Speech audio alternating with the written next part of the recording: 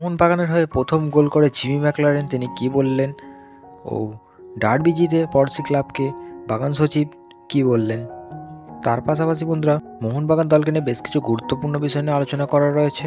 তার আগে বন্ধুরা আপনাদের কাছে একটাই অনুরোধ, ভিডিওটা একটু স্কিপ না করে শেষ পর্যন্ত দেখার অনুরোধ রইল আপনাদের কাছে, ও চ্যানেলটিকে সাবস্ক্রাইব করে ভিডিওটি দেখলে লাইক করে দিন। তো বন্ধুরা এবার বেশি কথা না বাড়িয়ে ভিডিওটি শুরু করা যাক। তো বন্ধুরা প্রথমেই আসি মোহনবাগান দলের প্রাক্তন মাঝমাঠের অন্যতম তারকা মিডফিল্ডার ছিলেন জনি কাউকো। গতকাল তিনি মিনি ডার্বি দেখতে কিন্তু যুবভারতী ক্রীড়াঙ্গনের মাঠে উপস্থিত ছিলেন। তাকে এই প্রাক্তন মোহনবাগান হিসেবে বেশ কিছু কোশ্চেন করা হয়েছিল জনি কাউকোকে, তবে তিনি যে এখনও মোহনবাগান ভালোবাসেন সেটাও তিনি জানিয়ে গেলেন, কেননা তার পুরনো দলে খেলা দেখতে কালকে মাঠে হাজির ছিলেন জনি কাউকো। তার পাশাপাশি বন্ধুরা মাঠে উপস্থিত ছিলেন মোহনবাগান দলের কর্ণধার সঞ্জীব গোয়েঙ্কা ও তার পাশাপাশি মোহনবাগান দলের সপ্তম বিদেশি নুনো রেইস তিনিও উপস্থিত ছিলেন গতকাল মাঠে উপস্থিত ছিলেন সেরকমটা নয় সঞ্জীব গোয়েঙ্কা। তিনি জানেন আপনারা হয়তো যে অনেকটাই খেলা প্রিয় মানুষ, যার কারণে তিনি দলের খারাপ সময় প্লেয়ারদের পাশে দাঁড়ান। সেরকমটাই গতকালে তিনি প্লেয়ারদের মধ্যে আলাদাভাবে কথা বলেন।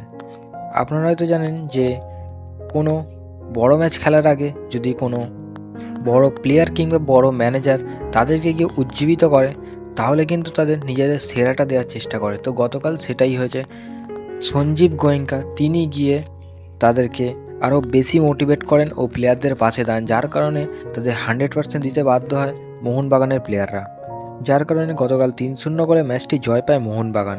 তবে বন্ধুরা গতকালের মোহনবাগান জার্সিতে প্রথম গোল করে ফেলেন অর্জি বিশ্বকাপের জিমি ম্যাকলারেন, যা নিঃসন্দেহ বাড়তি পাওনা সকলের কাছে। আসলে ইস্টবেঙ্গল ম্যাচের আগে তার ছন্দে ফেরাটা কিন্তু নিঃসন্দেহে একটা শক্তিশালী করে তোলে মোহনবাগানদের। তাই বর্তমানে 4 ম্যাচে 7 পয়েন্ট নিয়ে লিগ টেবিলে 4 নম্বর স্থানে উঠে এসেছে কিন্তু মোহনবাগান। তবে এদিন ম্যাচ শেষে সাংবাদিকদের মুখোমুখি হয়ে জিমি ম্যাকলারেনকে প্রশ্ন করা হলে তিনি বলেন, গত কয়েক সপ্তাহ আগে দলকে আটকে যেতে হয়েছিল, কিন্তু সেখান থেকে আমরা আবারও পুরনো ছন্দে ফিরে এসেছি। এই সময় দলের জন্য যথেষ্ট গুরুত্বপূর্ণ। আজকে এই ম্যাচে হয়তো সেরা ম্যাচ, এমনকি মোহনবাগানের জন্য। ও তার পাশাপাশি ইস্টবেঙ্গল ডার্বি নিয়ে তাকে প্রশ্ন করা হলে তিনি বলেন, এটি একটি অসাধারণ অনুভূতি। গত কয়েক সপ্তাহ আমি নিজেকে ফিটনেসের দিক থেকে বাড়তি নজর দিয়েছি, তারপর আজ মাঠে নেমেছি। তাই বর্তমানে কিছুদিন বিরতি রয়েছে, যার ফলে নিজেকে আরও প্রস্তুত করার সময় পাবো। তারপর আরও বড় ম্যাচ রয়েছে ইস্টবেঙ্গলের বিপক্ষে। এই ম্যাচে যথেষ্ট গুরুত্বপূর্ণ, তাই প্রতিপক্ষ দলকে কিছুটা পিছিয়ে থাকলেও তাদের দল একাধিক দাপটে ফুটবলার রয়েছে, পাশাপাশি মাঝমাঠের দিক থেকেও তারা খুব ভালো ফুটবল রয়েছে। তবে আমরা নিজেদের সেরাটা দিতে প্রস্তুত। তো তিনি যে আরও জানিয়েছেন যে ইস্টবেঙ্গলের বিপক্ষে তিনি কিন্তু গোলও করতে চান, কারণ এরকম ঐতিহাসিক ম্যাচে যে কেউ গোল স্কোর করতে চায়, এটা স্বাভাবিক ব্যাপার।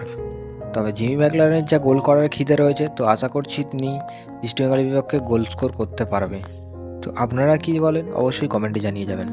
তো বন্ধুরা গতকাল ম্যাচ জিতে মোহনবাগান সচিব তিনি পড়শি ক্লাবকে নিয়ে কি বললেন, তিনি জানিয়েছেন যে আমরা বেঙ্গালুরু ম্যাচ হেরেছি, তার আগে ম্যাচটা আমরা জিতেছি।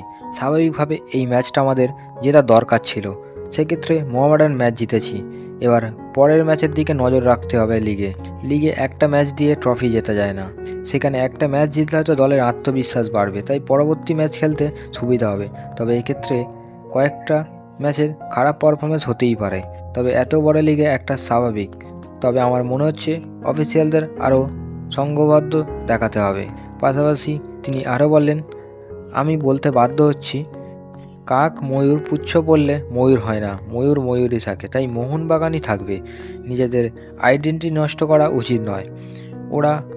ওরাই থাকবে, আমরাই থাকবো। তাই নিজেদের আইডেন্টিটি বজায় রাখা জরুরি, তাহলে গিয়ে ওরা পরবর্তীতে বড় হিসাবে গণ্য হবে।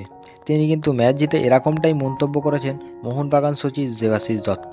এরকম মন্তব্য করার কারণ রয়েছে বন্ধুরা, ম্যাচ শুরু হওয়ার আগে তাদের অফিসিয়াল পেজ থেকে একটা পোস্ট আছে, যেখানে মোহনবাগান নৌকাকে ব্ল্যাক অ্যান্ড হোয়াইট করে মোহনবাগানকে কটাক্ষ করে সেরকমই একটা পোস্ট করেছিল, যার কারণে জল্পনার সৃষ্টি। সেই বিষয় নিয়ে কিন্তু মুখ খুলেছেন দেবাশিস দত্ত। তো বন্ধুরা আশা করছি বন্ধুরা ভিডিওটা আপনাদের ভালো লেগেছে। তো বন্ধুরা ভালো লেগে থাকে যদি একটি লাইক করে দিন। দেখা হচ্ছে বন্ধুরা পরবর্তী ভিডিওতে।